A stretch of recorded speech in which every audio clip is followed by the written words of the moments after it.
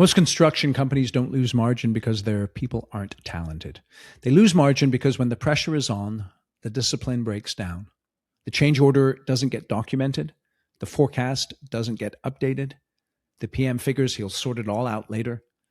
And by the time later arrives, the job is already underwater. Today, we're going to talk about how to stop that from happening.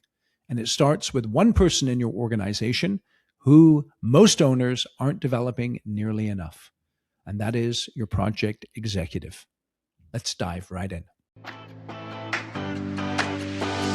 This is Eric Anderton, and you're listening to Construction Genius, a leadership masterclass. Thomas Edison said that genius is 1% inspiration and 99% perspiration. If you're a construction leader, you know all about the perspiration, and this show is all about the 1% inspiration that you can add to your hard work to help you to improve your leadership.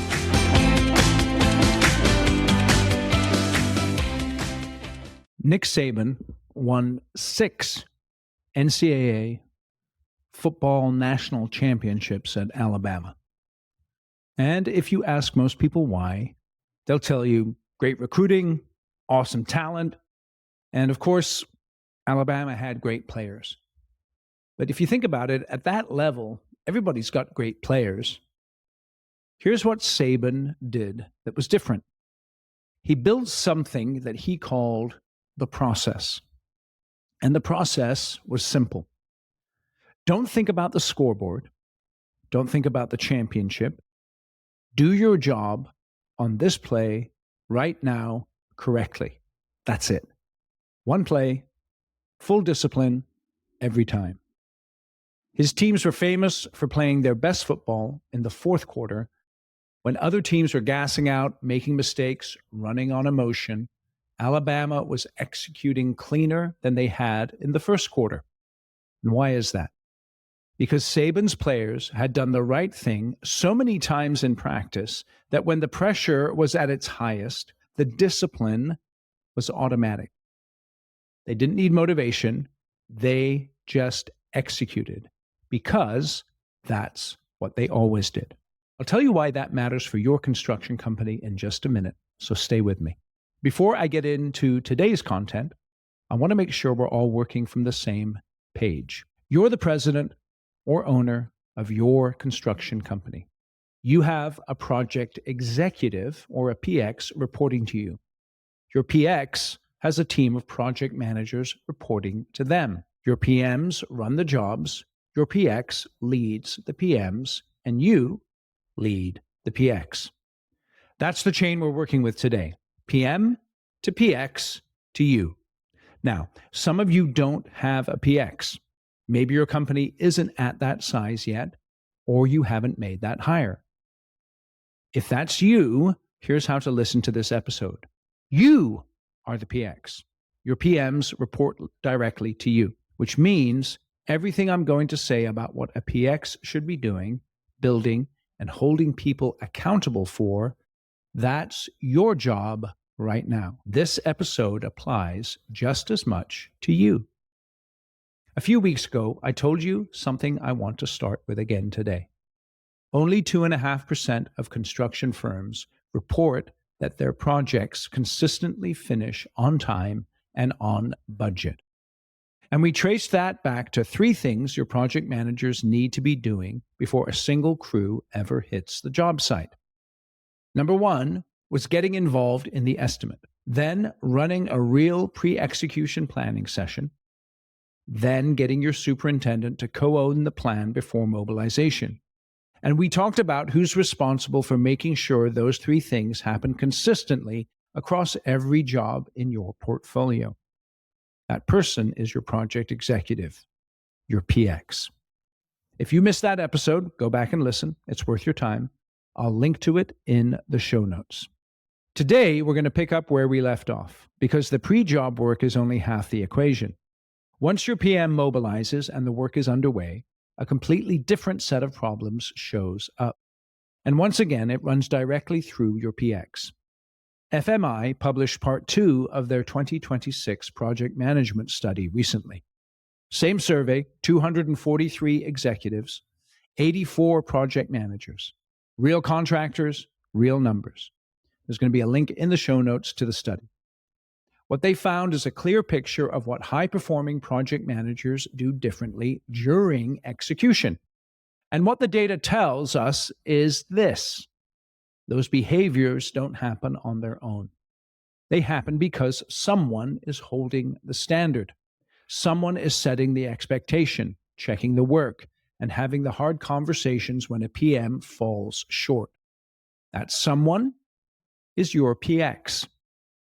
And your job as the owner or president of your company is to make sure your PX is actually doing that.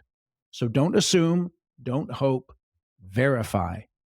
That's what today's episode is all about. Let's dive right in.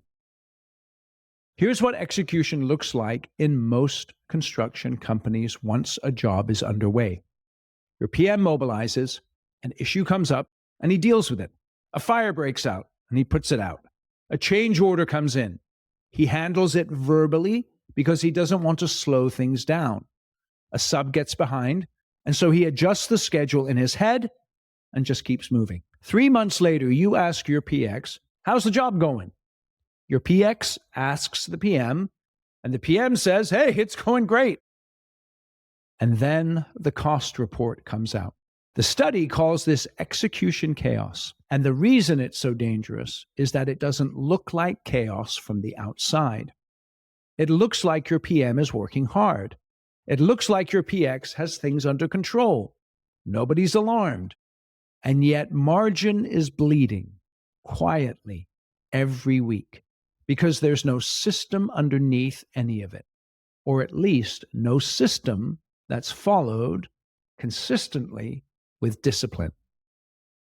Both executives and PMs in this study agreed on the 5 things that kill profitability most often during execution.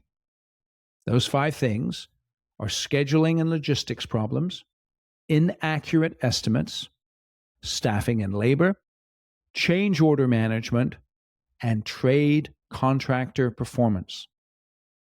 But here's something that caught my attention. There's a gap between what executives think is the biggest risk and what project managers think. Executives are most worried about scheduling, labor, and change orders. PMs fret about estimating accuracy and trade partner performance. So there's 2 groups inside your company that most likely look at different problems. And you know what that gap tells you? It tells you your PX isn't doing their job. Let me tell you what I mean by that. See, if you're an executive, you're losing sleep over schedule slippage, labor costs, and change orders bleeding margin. But your PM is losing sleep over bad estimates and trade partners who don't show up. Those are not the same problem. And somebody in your organization needs to understand both sides of that equation and connect them. And that is your project executive. Your PX should know exactly what you're measuring and what you're worried about, and they should know exactly what's making their PM's jobs hard. If they're not walking into your office with that full picture, if they're only reporting up what the PMs tell them and only pushing down what you tell them, they're just a messenger. They're not a leader. And what sets a good leader apart from a mediocre leader? A leader is able to synthesize things very well. They look at what you're worried about. They look at what their PMs are struggling with and come to you with a point of view. Here's what I'm seeing. Here's what I think it means. Here's what I'm doing about it. If that's not happening, that's the first conversation you need to have with your PX. The study puts it plainly. Firms rarely miss their goals because their people lack the skills to do their jobs. They miss their goals because they lack discipline, particularly discipline under pressure. And discipline under pressure doesn't happen by accident. It gets built by your PX under your direction. Let's talk about what that looks like in practice. The high performers in this study are doing 3 specific things during execution that everyone else is doing either inconsistently or not at all. And for each one, I want you to think about a very specific question you need to be asking your PX. In part one of this podcast series, I told you about the dusty binder problem. 90% of contractors say they have a defined management playbook, a company way of doing things. 1 in 4 actually applies it consistently across their projects. That's a lot of dusty binders stuffed full of playbooks that are sitting on shelves. We talked about what that costs you before a job starts. Today, I want to talk about what it costs you during execution, because the playbook problem doesn't end at mobilization. It follows the job all the way through. All right, quick break to talk about my book, Construction Genius. This is what I want you to do. Go to Amazon, search for the book, read all of the 5-star reviews, because there's a ton of them. Over 50 to be precise. And the reason I want you to read them is because real people wrote those reviews who've actually read the book. And it'll give you an idea of why you should go and buy a copy right now on Amazon. And here's the deal. If you purchase 10 or more copies for your company, and then send me an email, eric@constructiongenius.com, I'll come in via Zoom and do a 1-hour Q&A and a bonus training session with your team at no charge. I normally charge $4,500 for an hour of my time. And again, for you, I'll do it at no charge if you buy 10 or more copies of my book. And the reason you should buy it is all in the title. It's effective, hands-on, practical, simple, no BS, leadership, strategy, sales, and marketing advice for construction companies. So if you're in the construction industry, this book is for you. So you can get it on Amazon. You can also get it on Audible in the audio version as well, narrated by yours truly. And I know you'll really enjoy it. So go out and get the book. And now back to the interview. When each of your PMs runs jobs their own way during execution, here's what you actually have. You have a collection of individual contractors all wearing the same logo. The results you get across your portfolio of projects aren't the results of your company's system. They're the result of whoever happens to be running that particular job at that particular time. The research identifies 3 specific ways this shows up and costs you. First, new hires don't learn your company way. They learn the habits of whoever they're working next to. And if that PM cuts corners on documentation, handles change orders verbally, skips the forecast update because nobody's holding them accountable, that becomes the standard on that job. You didn't train them to do it that way, but that's what you're getting. Second, you lose visibility into what's actually happening across your portfolio of projects. When every PM runs jobs differently, you can't compare them accurately. You can't see a problem building 3 weeks out because there's no common baseline.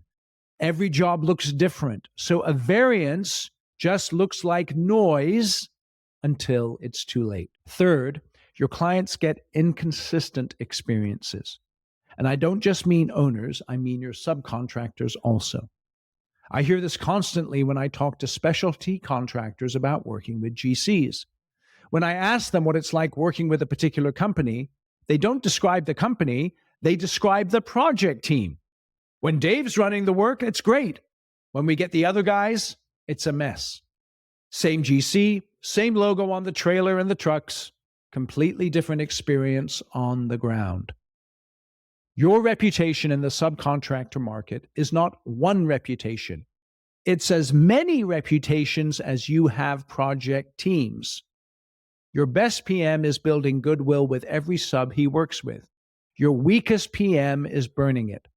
And you don't find out until you're trying to price a hard job and the best specialty contractors in your market are suddenly unavailable.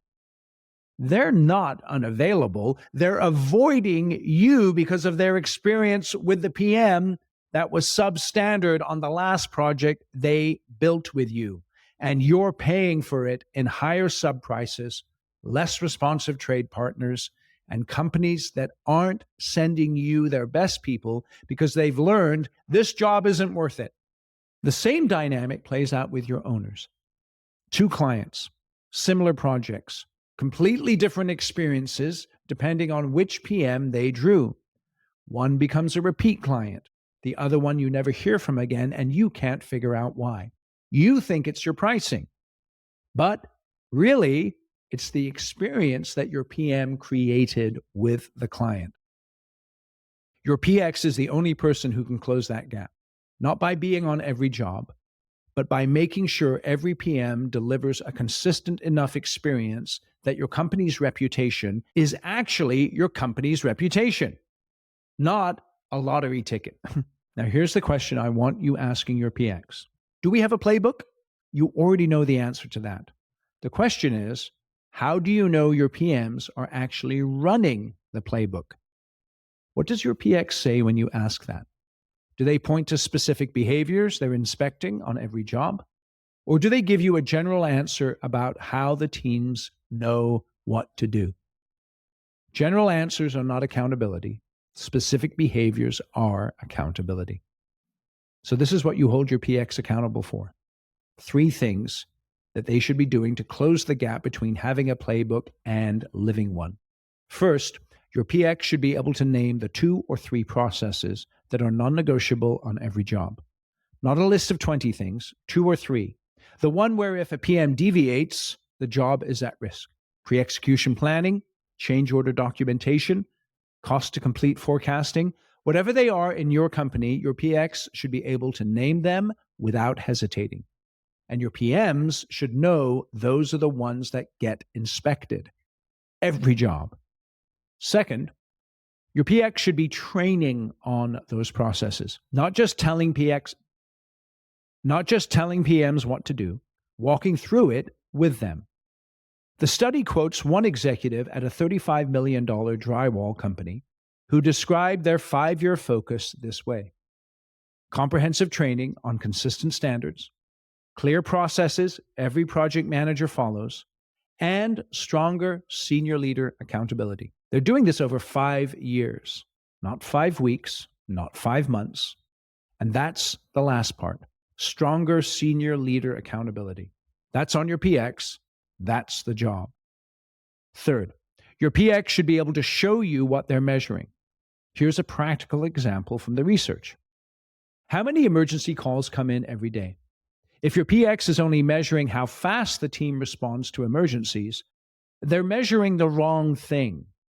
A PX who's leading well is measuring the number of emergencies, tracking where they came from, and working with the PM to drive that number down over time. Fewer emergencies means that you're planning better.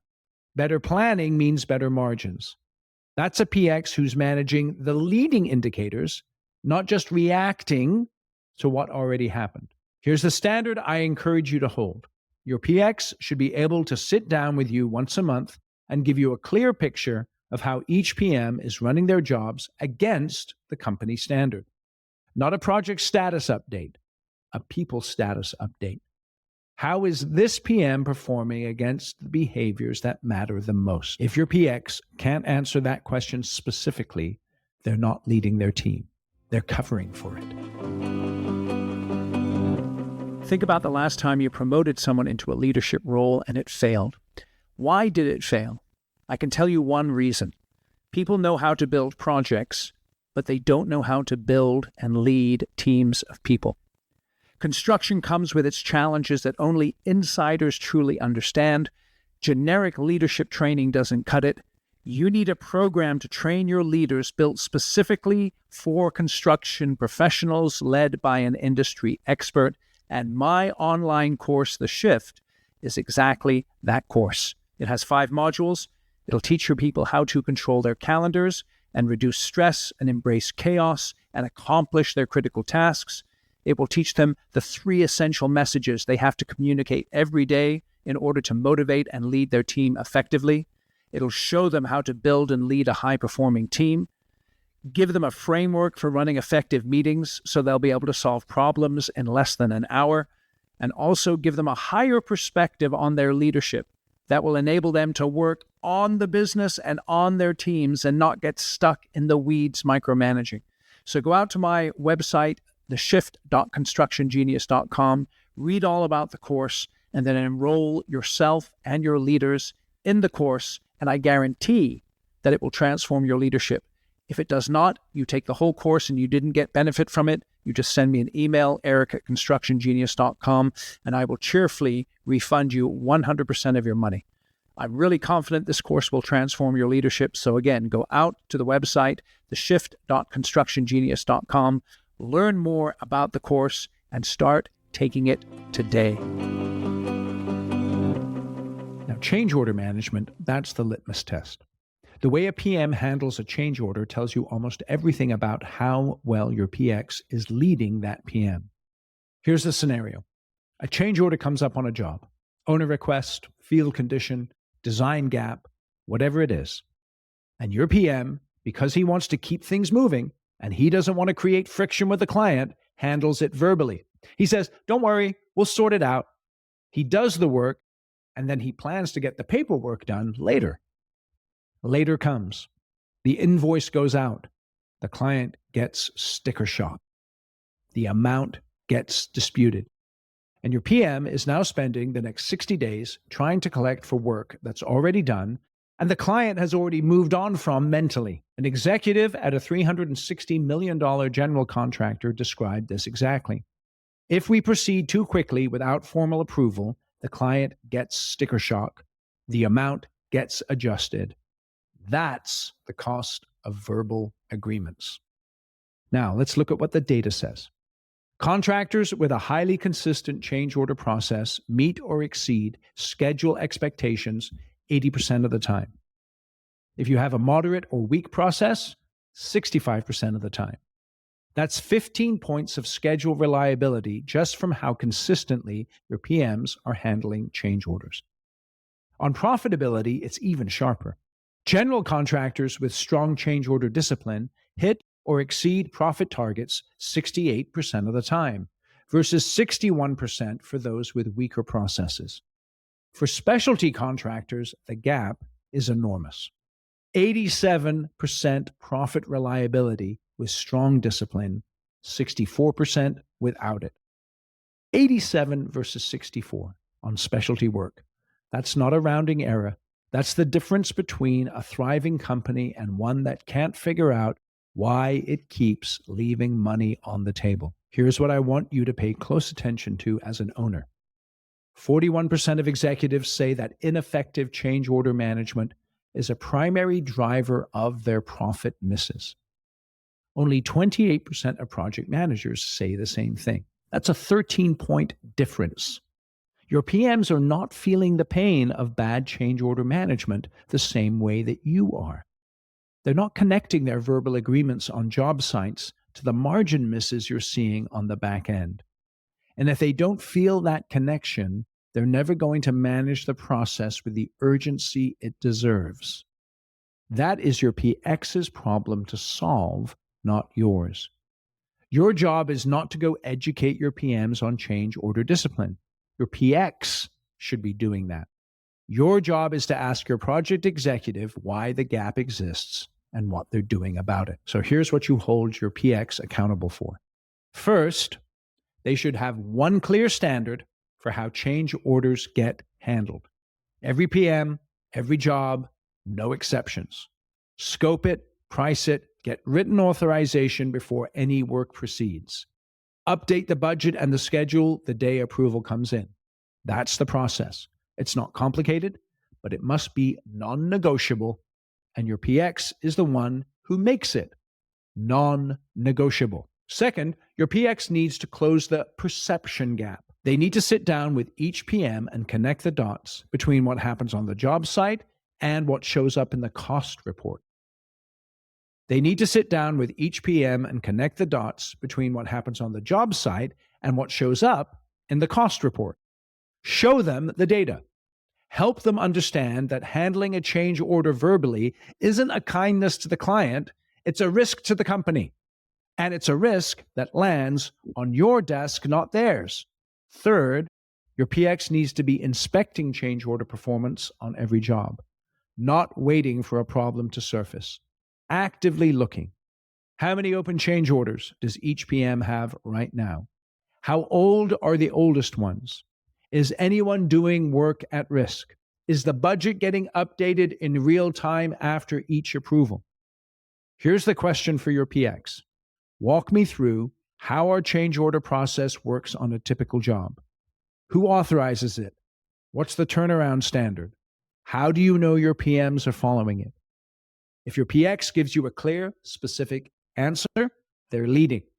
If they give you a general one, they're not. We talked about the playbook. We've talked about change orders.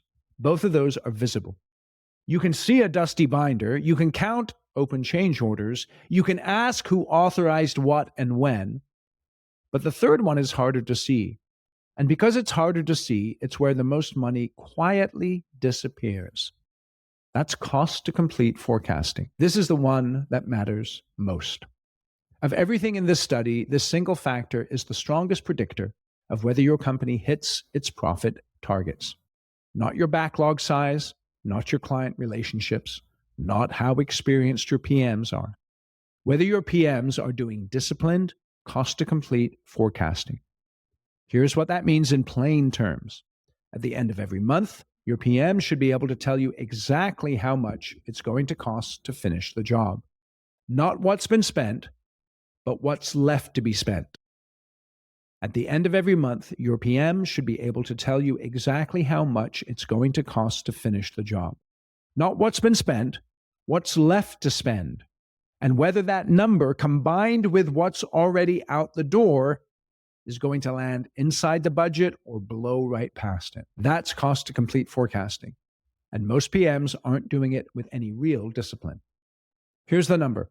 Firms where PMs do accurate and consistent cost to complete forecasting hit or exceed their profit targets 92% of the time. 92%. Now, watch what happens as that discipline drops. Mostly accurate, 73% profit reliability. Variable accuracy, 61%. Inaccurate forecasting, 42%. If there's no PM forecasting at all, it actually goes up to 50%, kind of a coin flip. 92 to 42%. That's the spread between a construction company that builds real wealth and one that's always one bad job away from a cash problem. That's the spread between a construction company that builds real wealth and one that's always one bad job away from a cash problem. Now, here's what should concern you most as an owner. Only 8% of project managers say cost to complete forecasting is a critical development need for their team. 40% of executives say that it is. Your PMs don't feel the urgency around forecasting that you do. Kind of reminds you of the change order issue. They think the job is going fine because they're busy and things are moving. But busy isn't the same as in control. Without a disciplined forecast, your PM doesn't actually know where their job is heading. He knows where it's been, but that's rear view mirror, not a windshield. And yes, you need to look in the rear view mirror, but the best PMs have a clear view of where the project's going. And by the time a real variance surfaces, you're 60% done with the project and there's nothing left to recover. Here's what that looks like from where you sit. You ask your PX, how's the job going? Your PX asks the PM. The PM says, it's going well. You take that at face value. Nobody's alarmed. And then the cost report comes out and the job has been underwater for 6 weeks and nobody caught it. That's not a PM problem. That's a forecasting system problem. And it exists because your PX hasn't built the expectation, the process, and the accountability around it. So this is what you hold your PX accountable for. There's a decision ladder framework in this study that clearly explains what disciplined forecasting actually requires. Let me give it to you in plain language. Step 1, data becomes information. Your PM needs to know where the numbers are coming from and whether they're reliable. Are they current? Are they complete? Your PX should be making sure every PM knows how to interrogate the data they're working with, not just accept a cost report from accounting and move on. Step 2, Information becomes knowledge. Now the PM interprets the numbers in context. What does this tell me about productivity on this job? About where we're trending 2 months from now? About risks that are building right now but haven't shown up in the costs yet? This is where experience and numbers come together. And your PX should be coaching each PM through this every single month. Step 3, knowledge becomes decision. This is the step most companies skip. The PM sees the variance, he knows what it means, and then he does nothing because nobody has made it clear that he's expected to act on it before it becomes a crisis. High-performing PMs don't skip this step. They resequence work. They adjust crew levels. They call a sub. They escalate to the PM. They resequence work. High-performing PMs don't skip this step. They resequence the work. They adjust crew levels. They call a sub. They escalate to the PX before it's too late to do anything about it. Data, information, knowledge, decision. Most companies stop at step 1. High performers run the full ladder every month on every job. Here's what your PX needs to be building to make that happen. Cadence. Monthly cost to complete updates tied to realistic production rates with weekly field touch points between the PM and the superintendent. Your PX owns the expectation that this happens, and they should know whether it is happening. Clarity. The PM develops the forecast. The superintendent contributes to it and reviews it with the PM, both of them working together. Not the PM presenting a number and asking the super to sign off. Both of them building it so they're both accountable to the same picture. Visibility. Every variance gets surfaced visually. A graph, a trend line, something the PX can look at with the PM and say, explain this to me. Not buried in a spreadsheet, not explained away, out in the open where your PX can see it and respond to it before it becomes your problem. Here's the question for your PX. Show me the last 3 months of cost to complete forecasts for each of your PMs. Walk me through what the trends are telling you and what actions you've taken based on them. If your PX can answer that question with confidence and specificity, you've got a leader. If they fumble it, you found where your next margin problem is coming from. Remember, firms where PMs do accurate and consistent cost to complete forecasting hit or exceed their profit targets 92% of the time. 92%. That's what's sitting on the other side of this. And the only way to get there is to have a PX who's building and enforcing forecasting discipline with every PM they lead. Think about what Nick Saban's players had that most football players don't. Think about what Nick Saban's players had that most football players don't. It wasn't more talent. It wasn't more film time. It was a coach who made the standard non-negotiable and held the line on it every single day until the right behaviors became automatic. Your PX needs that same kind of coaching, not to be told what to do, but to be developed into the leader who builds that standard in your PMs. When you promoted your best PM to PX, you promoted someone who was excellent at running jobs. Now you need them to be excellent at leading the people who run jobs, building accountability systems, having the hard conversation with the PM who's skipping the forecast update because he's swamped or because he thinks he's special, inspecting change order performance instead of just trusting that it's fine. That transition from doing to leading is one of the hardest things I see in construction companies. And it doesn't happen by giving someone a new title and hoping they figure it out. If you've got a PX right now who's great technically, but struggling to make that shift, I can help. That transition is learnable, but it takes deliberate coaching and a clear picture of what the job actually requires. I provide coaching for construction executives. Go to constructiongenius.com and book a short call with me. We'll talk about what that development looks like for your specific situation. I'll drop a link to my calendar in the show notes. Before I close out today, I want to spend a few minutes on something this study covers that almost nobody handles well. That's post-job reviews. 61% of contractors in this study conduct them sometimes, rarely, or never. 6 in 10 companies finish a job, move on, and let everything they just learned disappear. The study draws a simple contrast. Company A tracks productivity by phase throughout the job and closes with a planned versus actual debrief. Company B relies on experience and then just moves on. At completion, both teams have experience, but Company A's experience is captured, organized, and usable. Their estimators can learn from it. The next PM on a similar job can build on it. Company B's experience stays in the heads of the people who were there, and it walks out with them when they move on to the next job or leave the company. Over time, only one of those approaches builds a smarter, more profitable organization. This is your PX's responsibility to enforce, not just to encourage post-job reviews, to make them a hard stop at the end of every job, and to make sure what gets learned goes somewhere the organization can actually use it. Here's the question I want you to sit with. Think about the last major job your company completed. What did you learn from it? Where did that learning go?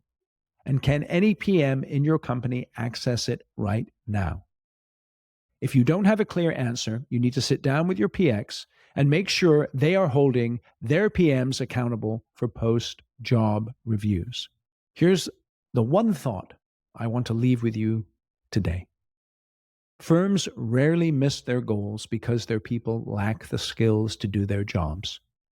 They miss their goals because they lack discipline under pressure. As an owner, that sentence should land differently than it does for your PX or your PMs.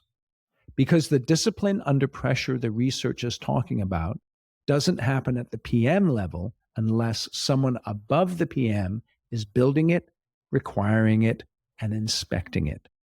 That's your PX. And whether your PX is actually doing that is something you need to know. Not assume, not hope, know.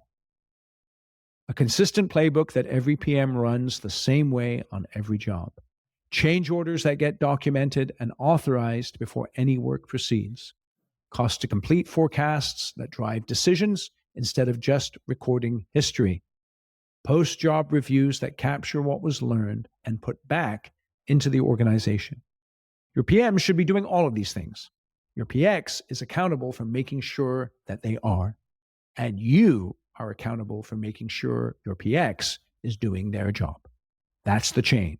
PM to PX to you. And it has to be tight at every link. So here's your homework. One question this week. Go to your PX and pick one of the 3 areas we covered today. Change orders, forecasting, post-job reviews. Pick the one you're least confident about. And ask your PX, what is our standard for this? How do you know your PMs are living it? And what does your inspection process look like? Don't accept a general answer. Ask for specifics. If your PX can give them to you, that's good. Keep building on that. If they can't, you've just found where your next leadership conversation needs to happen. That's the work that you need to do. Remember what I told you about Nick Saban at the top of this episode. His teams didn't play their best football in the fourth quarter because they were the most talented. They played their best because the discipline was already built in. When the pressure came and the game was on the line, they didn't have to think about doing the right thing. It was just what they did because their coach had made it non-negotiable from day one. That's exactly what a great PX does for your PMs. Not PMs who perform well when the job is easy and the schedule is clean and the owner is happy and the subs have their act together. PMs who document the change order when the client is pushing back, who update the forecast when they're buried in RFIs, who follow the process when every instinct says just handle it and move on. That's discipline under pressure. It doesn't come from talent. It comes from a project executive who sets the standard, trains it relentlessly, and holds the line on it. Every job, every PM, every time. That's the job, and now you know what to look for. Part 3 of this series is coming soon. We're going to look at where the project manager role is heading, what the best companies are building their PMs toward, and what it takes for your PX to develop that kind of talent before you need it. So keep your eyes peeled for that episode. Until then, thank you for listening today to Construction Genius. Hope you found this episode helpful. Feel free to reach out to me with any questions that you might have. And please share this episode with any other construction executives that you think may find it useful. And one final request, give the show a rating and a review wherever you get your podcasts. I'll catch you on the next episode. Thank you for listening to this episode of Construction Genius. Hope you found that 1% of inspiration to help you in the next few days. If you like the show, please give us a 5-star review on iTunes, share it with other construction leaders who you think would benefit, and always remember that the show is brought to you by Kick-Ass Meetings. I've been working with construction leaders since 2004, teaching them how to run extremely effective problem-solving meetings that gets their people collaborating, taps into their creativity, and to get yourself a free copy of the Kick-Ass Meeting Report, go to www.ericanderton.com/kickassmeetings. Grab yourself that free report, read it, use it in your business. You'll find it extremely useful. And thanks again for listening.